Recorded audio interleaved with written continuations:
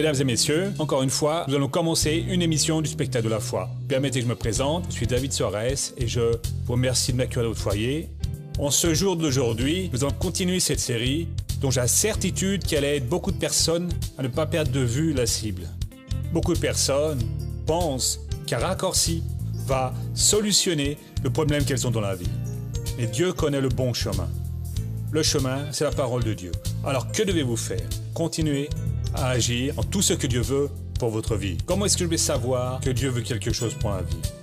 En allant voir où il a écrit ses promesses à lui, dans sa parole, et voir ce qu'elle a, ce qu'elle dit, sur un sujet bien déterminé. Par exemple, un problème de grave maladie.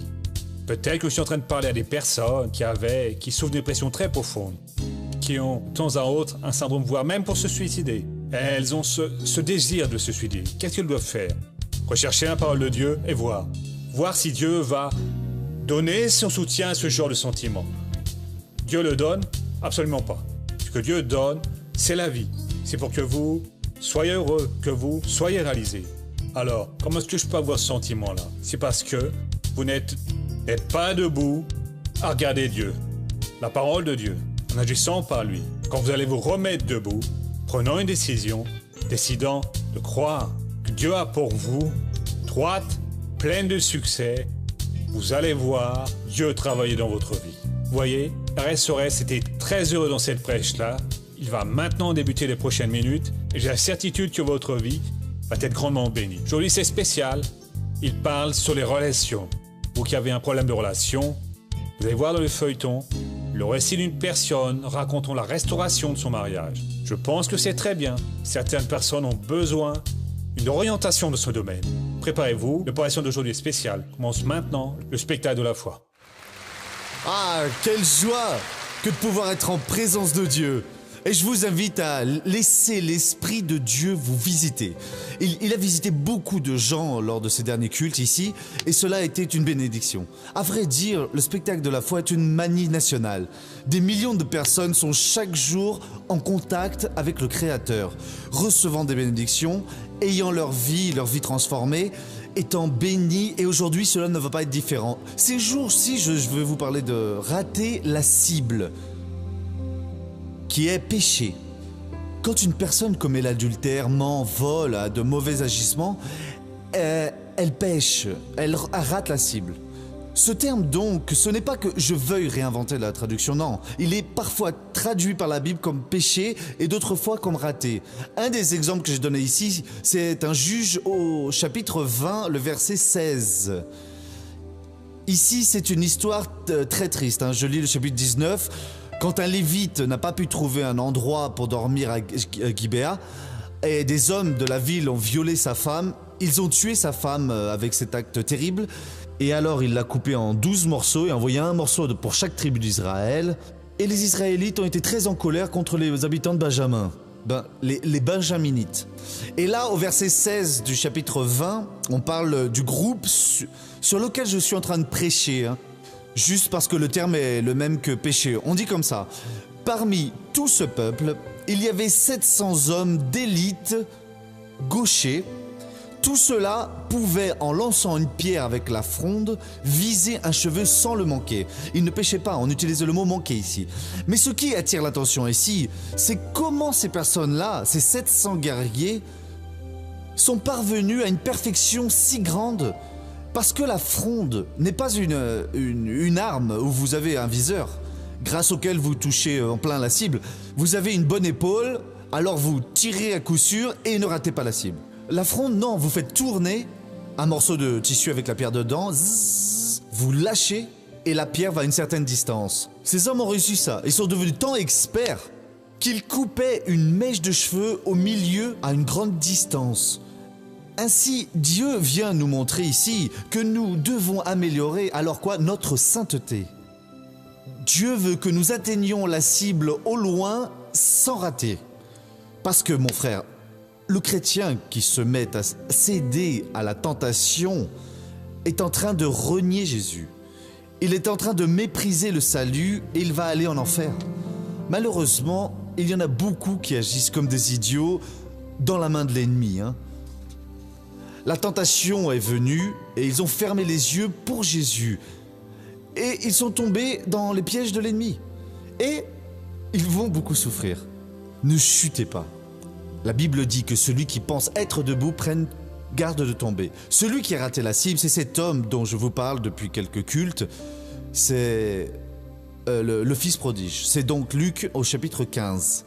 Le fils prodige a demandé à son père la moitié des biens. Il est allé dans une terre distance, il a tout gaspillé.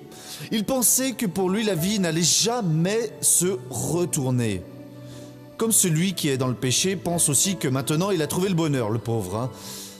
Les mauvais jours vont venir, la situation va se compliquer, hein, ça c'est sûr.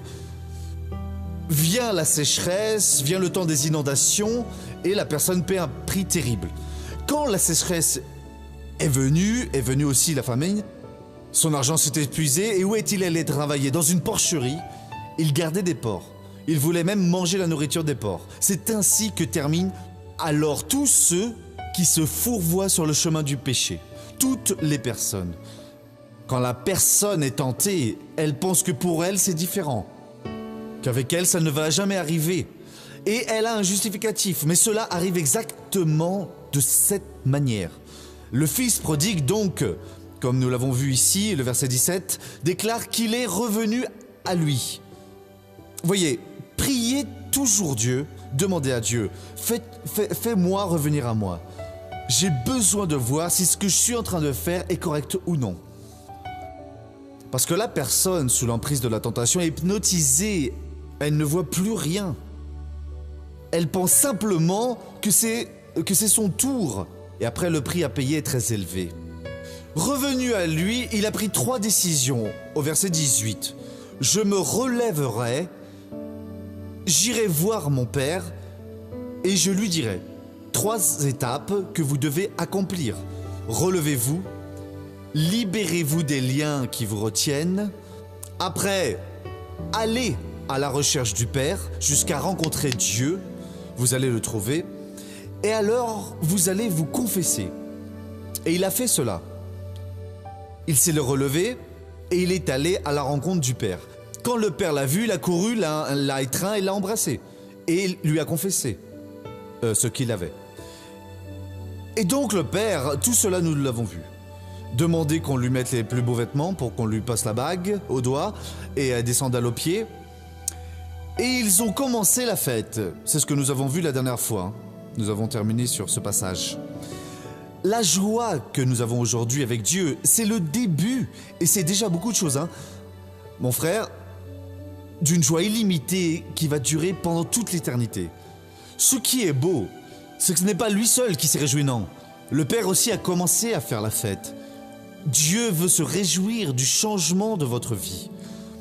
Dieu veut que vous assumiez votre rôle et il va être très heureux avec vous et vous allez alors être très heureux.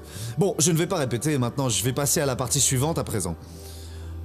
On dit ainsi, c'est selon dans Luc 15, le verset 25 et suivant. Or, le fils aîné était au champ. Lorsqu'il revint et s'approcha de la maison, il entendit de la musique et des danses. Il appela un des serviteurs pour lui demander ce qu'il se passait. Ce dernier lui dit « Ton frère est de retour, et parce qu'il lui a été rendu en bonne santé, ton père a abattu le veau engraissé. » Mais il se mit en colère et il ne voulait pas entrer. Son père sortit le supplier. Donc on va arrêter ici parce que j'ai déjà beaucoup de choses à commenter pour vous, sinon on va perdre cela. Or, le fils aîné était au champ. C'était un fils obéissant. Il était au travail, faisant ce qu'il avait à faire. Mais même au champ, en travaillant, même avec Dieu, nous pouvons laisser faire que notre relation avec le Père s'atténue, se ferme, et nous pouvons recevoir une inspiration qui ne soit pas bonne. Et pour que nous ne tombions pas dans une embuscade maligne, nous devons toujours nous examiner et voir si nous pratiquons bien la parole de Jésus.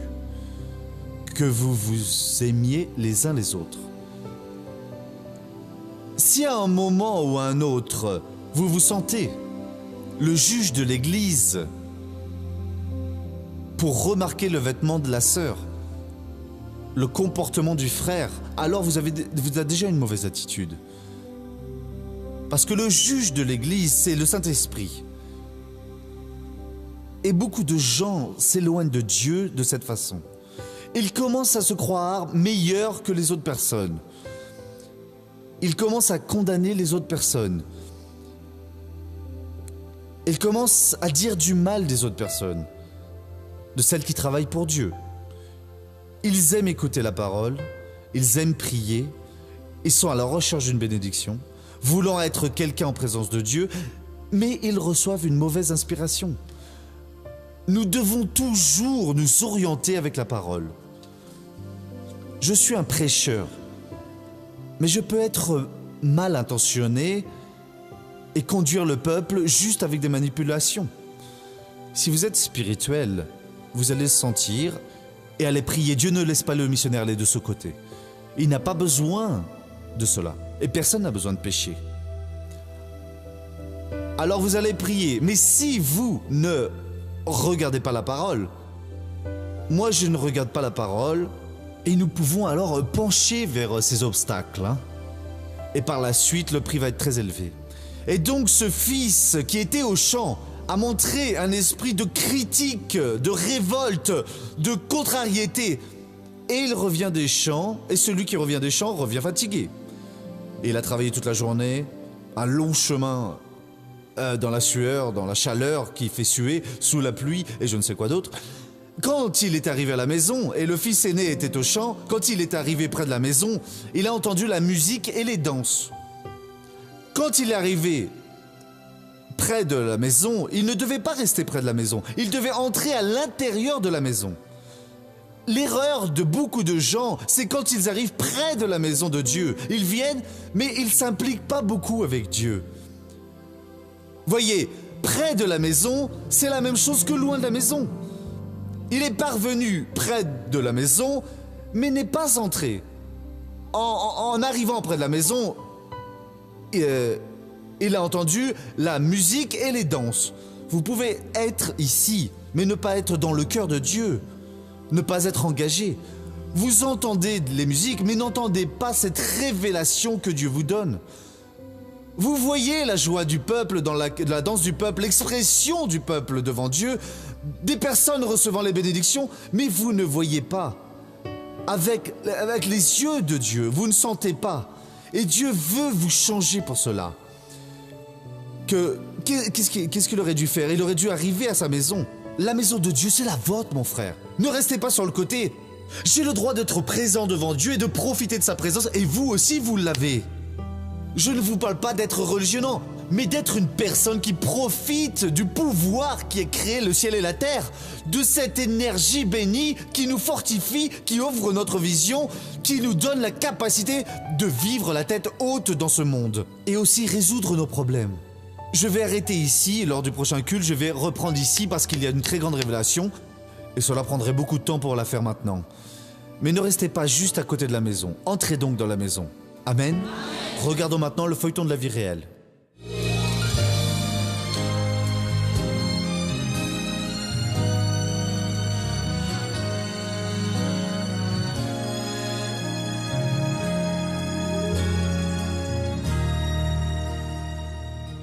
Quand on s'est mis en ménage, même si à cette époque on n'était pas encore mariés, c'était merveilleux. Mais après quelques temps, 3 ou 4 ans à peu près, les choses ont commencé à se dégrader.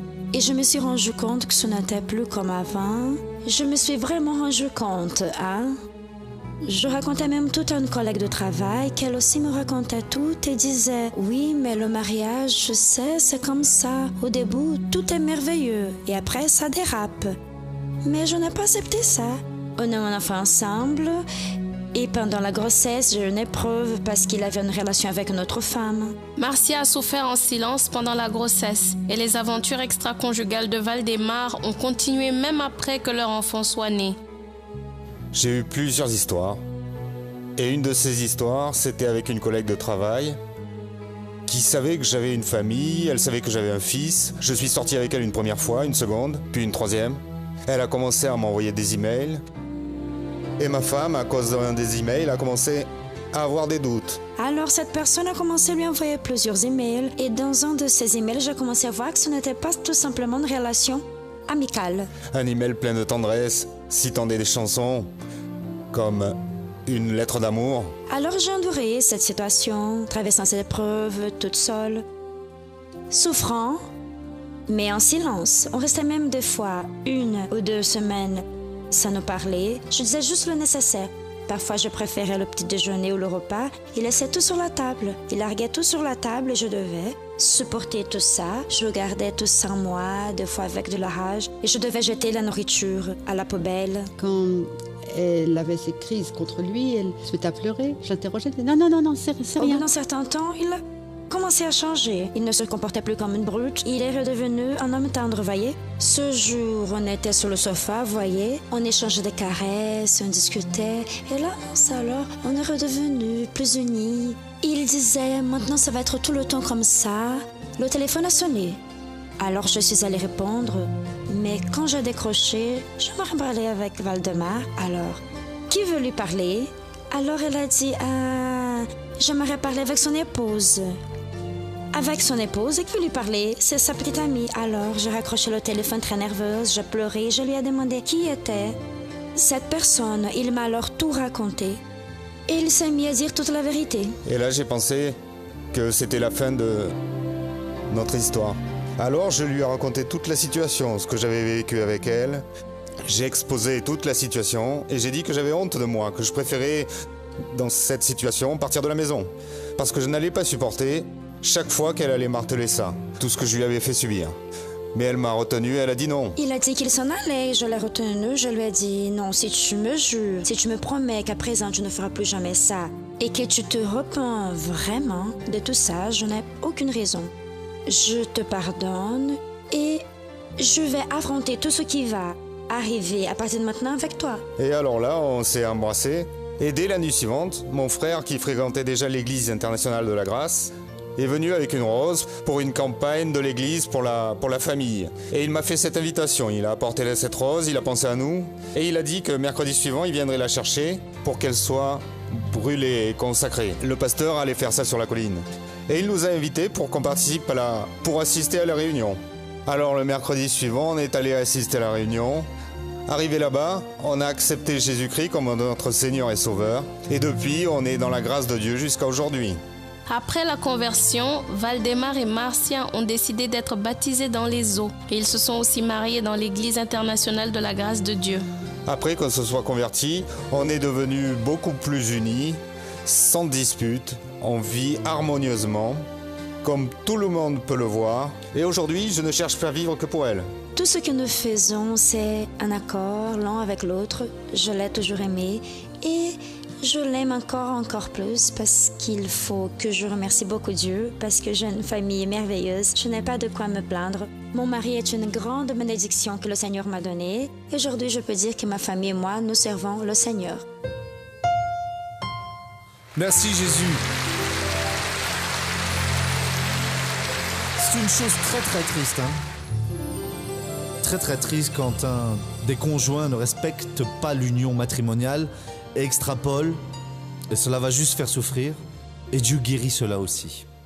Les couples d'aujourd'hui sont comme cela, et vous qui avez perdu la tête, lisez les Proverbes 6, versets 32 et suivants, et voyez ce qui vous attend, vous qui vivez dans le péché. Revenant en courant dans les bras du Seigneur, car il peut vous redresser et vous donner la dignité pour que vous continuiez ferme, sans trébucher, et Dieu efface cette transgression et il jette ce passé au loin. Aujourd'hui, beaucoup de gens se laissent emporter par toutes les saletés existences qui sont à la disposition de tout le monde, mais celui qui veut vivre de beaux jours et être une bénédiction doit fuir en courant de ces choses-là, parce que ce chemin est le chemin de la mort. L'Écriture déclare au Proverbe que vous prenez 6, 32 et suivants, que celui qui pratique cela détruit sa propre âme. Et pour avoir conseillé beaucoup de gens, pendant ces années de ministère que j'ai, ce n'est pas rien, presque 4 décennies de ministère, j'ai remarqué que les personnes, quand elles sont tentées par ce démon, ne sont pas juste tentées de pratiquer, non. Il y a d'autres démons qui leur persuadent que leur propre cas est différent. Dans leur cas, Dieu le comprend. Leur cas n'est pas un problème. Mais en fait, si, il y en a un. J'ai raconté ici une fois d'un certain homme que j'ai rencontré dans l'avion. Il est venu me donner son témoignage et j'aime raconter cette histoire car elle sert d'exemple pour beaucoup de personnes. Il était... Bon, je ne vais pas dire la branche, sinon on identifie la personne. Et c'est embêtant. Bon, il possède une entreprise, on va dire comme ça, de plus de 100 salariés. Il a 35 ans, une formation supérieure, sa femme aussi, 30 ans, 2 filles. Et il m'a dit, missionnaire, on a embauché une jeune fille, là, dans l'entreprise pour travailler. Elle a été la passion de ma vie. Âgée de 19 ans, une fille de quelques mois. Et elle n'est pas arrivée en s'offrant à moi, non. Mais quand j'ai regardé son nez, j'ai vu le plus beau nez du monde. Ce qui m'a attiré l'attention, c'était son nez. Et ce nez-là, ce n'est plus sorti de ma tête. J'ai remarqué ses mains qui semblaient avoir été sculptées par le Seigneur Dieu. Quelle merveille. Je me réjouissais quand elle venait de temps en temps parler avec moi. Et moi, je pensais même dans son secteur de temps en temps pour lui parler. Hein. Et mon cœur battait la chamade. J'ai découvert ce qu'était une passion. Je ne pensais plus à rien d'autre. Je voulais juste rester avec elle et je ne sais quoi d'autre. J'ai commencé à oublier mon épouse, à oublier l'entreprise. J'étais jour et nuit avec cette chose-là en tête. Il m'a dit, ça allait en arriver là. J'avais déjà noté qu'elle commençait à répondre à mes regards. On avait besoin de rien dire. On sentait en nous que ça allait arriver. Alors j'ai allumé la télévision un soir et le missionnaire prêchait dans le spectacle de la foi une parole que le Seigneur a donnée et j'y ai cru. Et il semble que le nuage est sorti de moi. J'ai remercié Dieu, j'ai dit, Dieu, cette affaire était sérieuse. Quand je suis arrivé le lendemain dans l'entreprise, missionnaire, cette histoire du marin qui voit une sirène, c'est la vérité. Il voit la sirène et saute dans l'eau, c'est un requin qu'il y trouve avec plus de 132 dents qui va le manger comme ça. Un visiteur est arrivé dans l'entreprise, j'étais là, et elle était entrée dans le bureau. Quand j'ai regardé, je n'y ai pas cru. Car ce petit nez qui était si parfait, il était en fait en moitié tordu. Je restais à le fixer ainsi en disant, mais ce n'est pas possible. Et ce qui m'a fait trouver de la grâce en elle, c'était son nez. Hein. J'ai regardé sa main, on aurait dit qu'elle avait déjà souffert d'arthrite. Sa main était un peu comme ça, non ? Vous aimez bien cela, hein. Il y a un nuage là. Hein. Voyez, c'est la sirène. Vous allez sauter et tomber dans la gueule du requin. C'est 132 dents pour lui ou son cousin crocodile. Sautez donc de ce navire-là, hein, car ce navire ne vaut rien. Grâce à Dieu que cet homme-là est revenu à lui, hein, car c'est très, très, très triste cela. Prenez conscience pendant qu'il en est temps. N'allez pas avec ces personnes sans qualité qui incitent même au péché. Ce sont des agents de l'ennemi pour en finir avec votre bonheur conjugal. Ne ratez pas la cible. Soyez comme un de ces 700 avec leur fronde qui était des gauchers hein, d'ailleurs. Moi-même d'ailleurs avec la main gauche je n'y arrive pas à imiter. Je sais un peu plus avec la droite. Mais voyez ici, ces 700 lançaient la pierre et ils coupaient une mèche de cheveux à bonne distance. Soyez parfaits pour faire la volonté de Dieu. Amen. À présent, laissez-moi faire une prière pour ceux qui sont chez eux et cela sert aussi pour vous. Courbez la tête et fermez les yeux. Mon Dieu et mon Père bien-aimé, je viens à toi en cet instant, au nom de Jésus, en faveur de ces personnes qui sont en prière avec moi et cette personne qui a une très forte douleur, une grande infection au rein gauche. Je veux que le Seigneur mette la main là, maintenant pour libérer cette personne. Mon Père, je crois en ta parole et je crois qu'elle ne revient pas vide. Avant cela, elle a fait ce pourquoi elle a été destinée. Oh mon Dieu, étends tes mains à présent pour guérir, pour libérer, pour faire en sorte que cette personne soit maintenant complètement bénie. Seigneur, quand l'homme a besoin d'un miracle et qu'il n'a pas la foi, apparemment, il n'y a pas moyen. Mais le Seigneur a guéri cet aveugle. Quand Jésus était passé et les disciples lui ont demandé qui avait péché pour qu'il naisse aveugle. Et le Seigneur a dit que l'œuvre de Dieu pour être faite devait être faite à ce moment-là. Il n'a pas demandé, il n'a pas montré de foi, mais le Seigneur l'a guéri. Père, retire ce désespoir qui a pris compte de cette personne. Mon Père, interviens maintenant et donne la solution à ce problème. Je vais utiliser l'autorité que tu m'as donnée pour pouvoir bénir ce peuple. Et au nom de Jésus, je paralyse toute œuvre de l'enfer et l'interdis de continuer. Et je dis, tu vas sortir maintenant pour ne plus jamais revenir au nom de Jésus. Et vous dites tous, merci beaucoup Jésus. Bien, nous sommes maintenant de retour pour les minutes finales. Quel bel exemple de restauration dans le mariage. Que c'est beau. Pour vous, qui avez une relation difficile, oui, très compliquée, voyez ces exemples. Si Dieu fait une volte-face dans la vie de cette personne, il peut faire de même pour vous. Il peut transformer cette personne qui vous aime. Il peut transformer ce sentiment en quelque chose de pur. Ayez seulement confiance en lui. Ne cessez jamais aimer d'avoir confiance en Dieu. Parce que celui qui a commencé la bonne œuvre va la terminer. Les luttes, les adversités viennent. Si vous demeurez ferme, Dieu va honorer votre vie. Au nom de Jésus. Et voyez, Dieu appelle toujours des personnes pour qu'elles fassent un pas de plus dans la foi. L'un d'eux, c'est de devenir un parrain de l'œuvre de Dieu. Une personne qui parraine, comme nous le disons toujours, fait partie d'un groupe de personnes qui sentent, au fond d'elles, mince alors, cette émission ne peut pas quitter l'antenne. Qu'est-ce que je peux faire pour aider cette émission à se maintenir à l'écran? Vous pouvez faire tout ce que Dieu vient placer dans votre cœur. Appelez ce numéro à partir de maintenant et dites, voyez, je suis en train de suivre le spectacle à la foi et je veux aider à maintenir cette émission à l'écran. Qu'est-ce que je dois faire? Ou quelles sont les instructions que vous pouvez nous donner? Vous voyez, Dieu va vous orienter. Dieu va vous donner les capacités. Je ne veux rien suggérer à personne ici. Je veux être très franc, très sincère et dire, voyez, si Dieu vient placer ce désir dans votre cœur, c'est parce qu'il peut voir en vous les moyens, une capacité pour accomplir cet objectif. Ah, je n'en ai pas les moyens. Si, vous avez un Père qui est le Dieu de tout or et tout argent, et il peut ouvrir les fenêtres du ciel pour vous bénir. Écoutez tout simplement ce que Dieu a placé dans votre cœur. Si Dieu n'a rien placé, faites rien.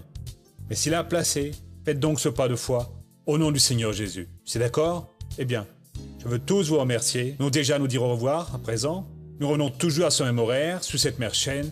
Que Dieu vous garde tous et à bientôt.